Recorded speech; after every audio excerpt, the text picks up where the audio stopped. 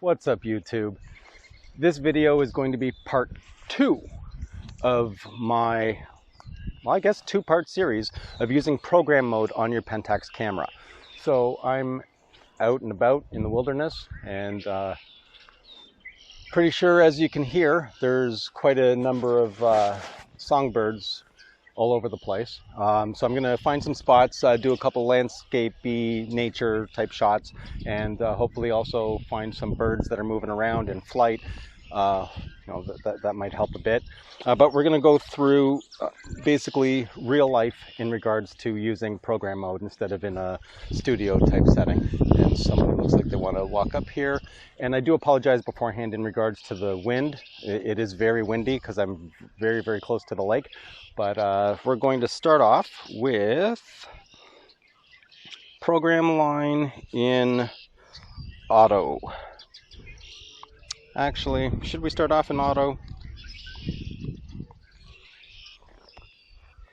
Yeah, we'll start off in auto and then quickly move through to normal, fast action, deep depth of field, shallow depth of field, and then MTF to get the absolute best aperture. So I'm going to start here right now. Actually, I've got the HD 55-300 PLM lens mounted on here. I don't have anything in regards to aperture set. I'm not using the hyper program mode, so I have not changed the aperture. I'm not changing the shutter speed, just going to use it as the defaults that come up for each setting. I'm currently at f6.3 for some strange reason, and as I zoom out, it's going 7.1. So it seems to be, right now, it seems to be a combination.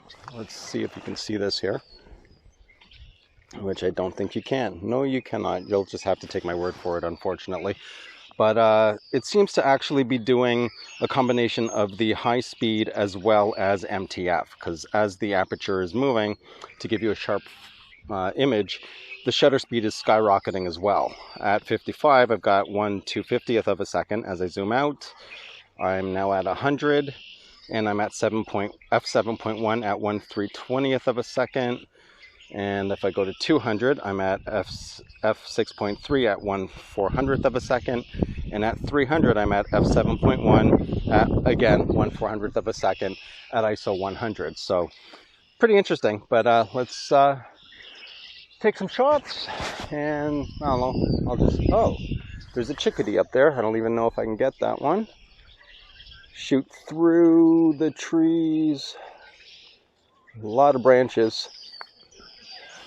A lot of branches. Oh, come on, buddy. Come on, buddy. Where are you at?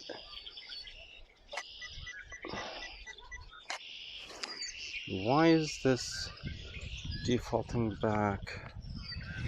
That's very strange. Not sure why it defaulted back to timer. I had actually changed that earlier. Strange. All right, let's try that again. And that chickadee is, no, not gone yet. Got to be quick with these guys.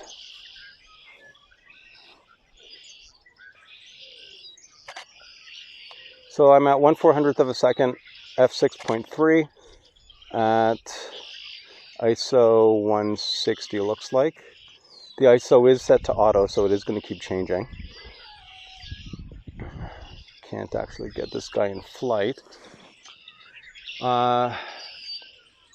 Interesting. All right, so now if I zoom out, now because of the way the lighting is, I'm now at f11 at 1/200th of a second. Oh, there isn't much, nothing composition-wise or of any interest really to shoot here, especially with this lens, but I'll just do one here. So I'm at 1/125th of a second, 55 millimeters. At ISO 250, and the camera chose f11. There we go.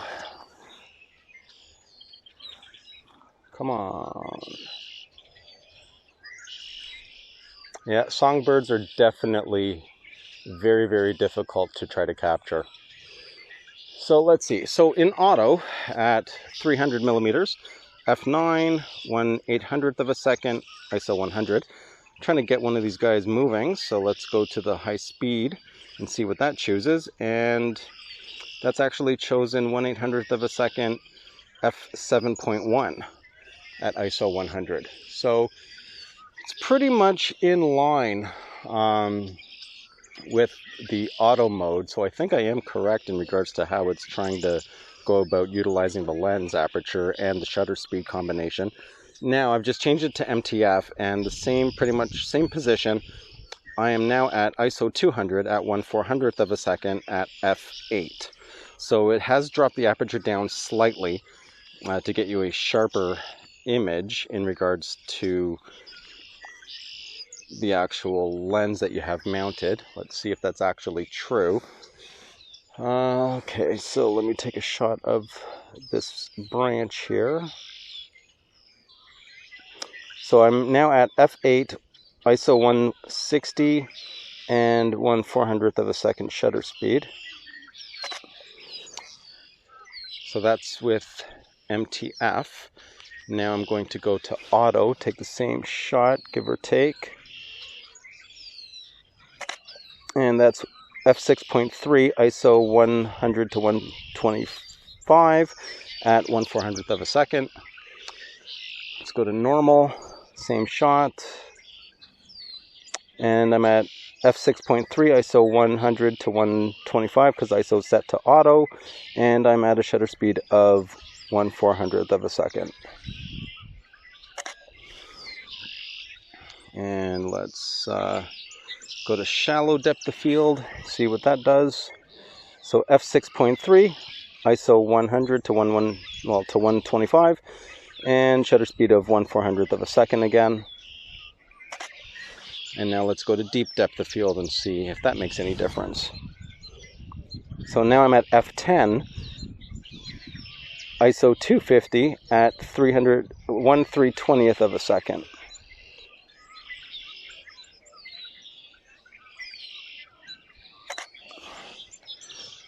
So interesting. So the changes actually are there.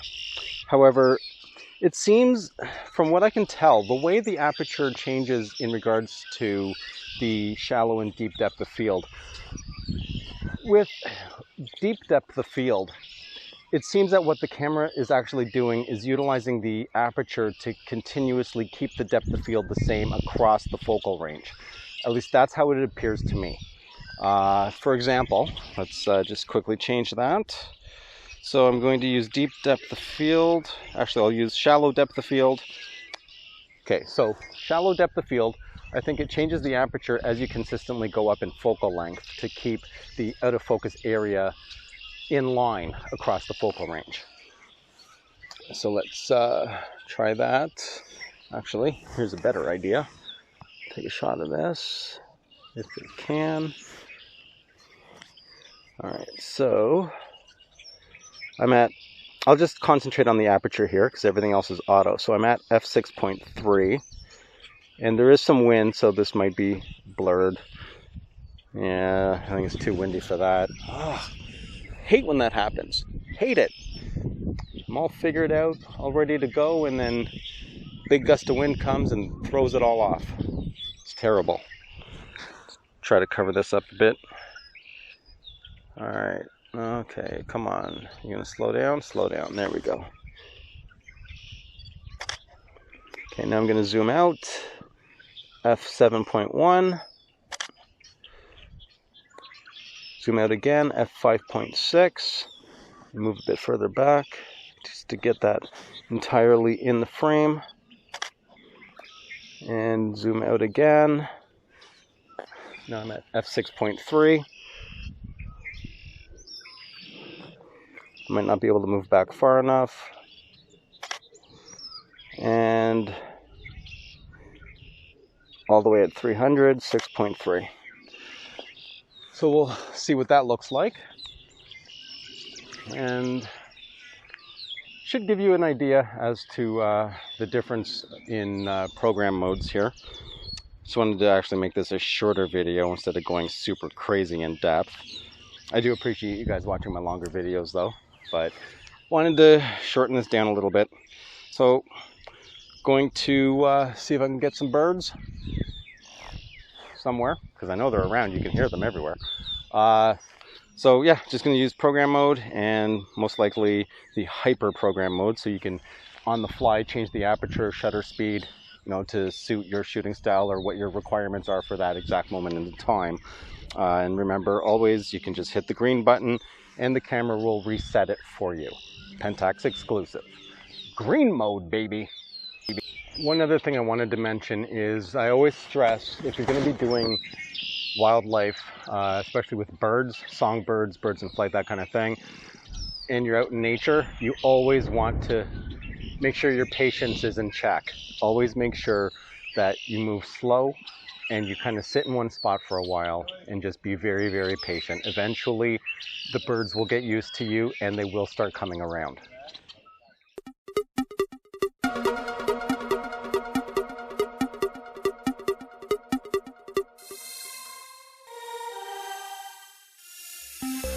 The one thing I love about coming here is you never know when you're going to find a deer.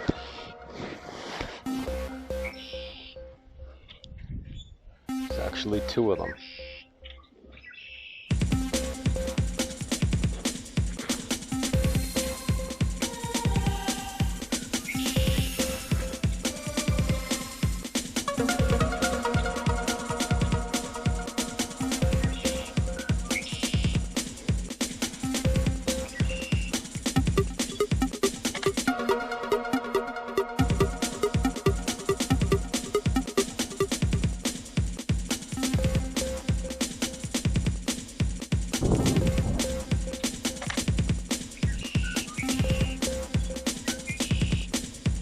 Eating all the bird food. Well, that's very nice of you.